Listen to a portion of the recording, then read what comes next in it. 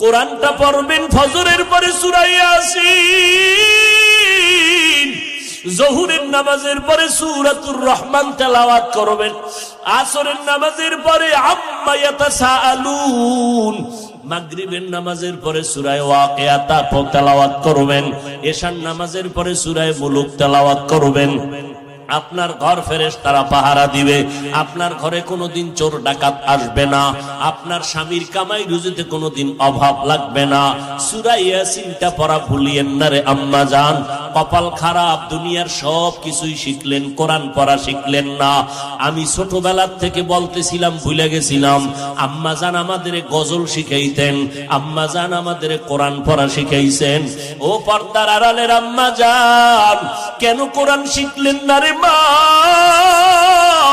কোরআনের মতো আর এত মধুর তেলাওয়াত কই পাইবেন? ও পর্দার আড়ালের আম্মা জান, ওই আম্মা জান আয়েশার মতো আপনারাও নারী।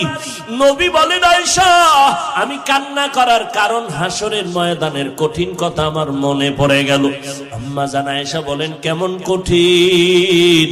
নবী বলতেছেন, আয়েশা এই জমিনটা হবে কিয়ামতের মাঠ, হাসরের ময়দানে সমস্ত নারী পুরুষ উলঙ্গ আল্লাহর আদালতে দাঁড়াবে।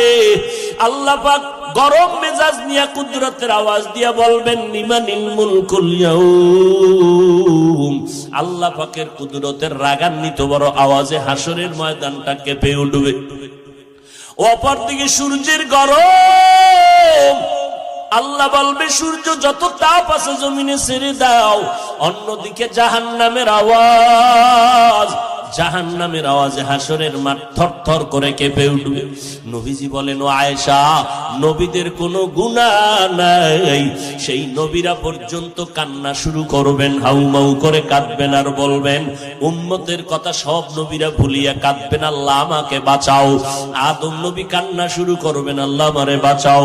মূসা নবী কান্না করবেন আর বলবেন, আল্লাহ আমারে বাঁচাও। সূর্যের গরম সহ্য করা যায় না, জাহান্নামের আওয়াজ কানের মধ্যে নেওয়া যায় না। এমন এক কঠিন পরিস্থিতির মধ্যে ইব্রাহিম নবী কাঁদবেন আর বলবেন, আল্লাহ আমারে বাঁচাও। একজন নবী ও উম্মতের কথা কেউ স্মরণ করবেন না।